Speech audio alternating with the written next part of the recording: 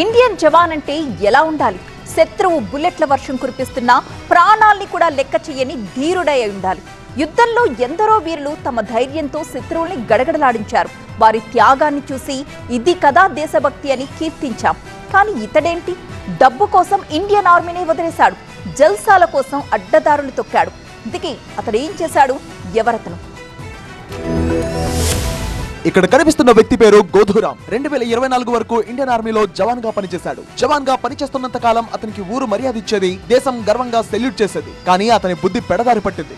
జల్సాలు వినోదాల కోసం ఎంతో పేరు ప్రతిష్టలు తెచ్చిన ఆర్మీ ఉద్యోగాన్ని వదిలేసి డ్రగ్స్ స్మగ్లర్ గా మారాడు. అతని స్నేహితుడు కలిసి 18 కిలోల ఓపియం నల్లమందును స్మగ్లింగ్ చేస్తుండగా రెడ్ హ్యాండెడ్ గా పట్టుకున్నారు పోలీసులు. అయితే గోధురామ్ 2024 ఫిబ్రవరిలో సెలవుల సమయంలో రాజస్థాన్ లోని సంచోర్ లో భగీరథ్ అనే స్మగ్లర్ ను కలిశాడు. నల్లమందును గుట్టుచప్పుడు కాకుండా చేరవేస్తే ట్రిప్పుకు 3 లక్షలు వస్తుందన్న ఆశతో ఉద్యోగాన్ని వదిలేశాడు. మణిపూర్ లోని ఇంపాల్ నుంచి జోధ్పూర్ వరకు నల్లమందు స్మగ్లింగ్ ప్రారంభించాడు. తానే కాదు, తన స్నేహితుడు పీరారామ్, స్నేహితురాలు దేవిని కూడా స్మగ్లింగ్ దందాలోకి లాగాడు. వాళ్లకు ట్రిప్ కు 50,000 రూపాయలు ఇస్తానని ఆశ చూపించాడు. ఈ ముగ్గురు నల్లమందు సరఫరా చేస్తూ ఏజెంట్లుగా మారారు. మణిపూర్ లోని సేనాపతి అనే నల్లమందు స్మగ్లర్ నుంచి 18 కిలోలు కొన్నారు. ఒప్పందం ప్రకారం సరుకును ఢిల్లీ, జోధ్పూర్ సప్లై చేయాల్సి ఉంది. అనుకున్నట్టుగానే అంతా సవ్యంగా టైం ప్రకారం సరుకును అనుకున్న ప్లేస్ కే చేరుద్దాం అనుకున్నారు. కానీ చివరి నిమిషంలో పోలీసులకు పట్టుబడ్డారు.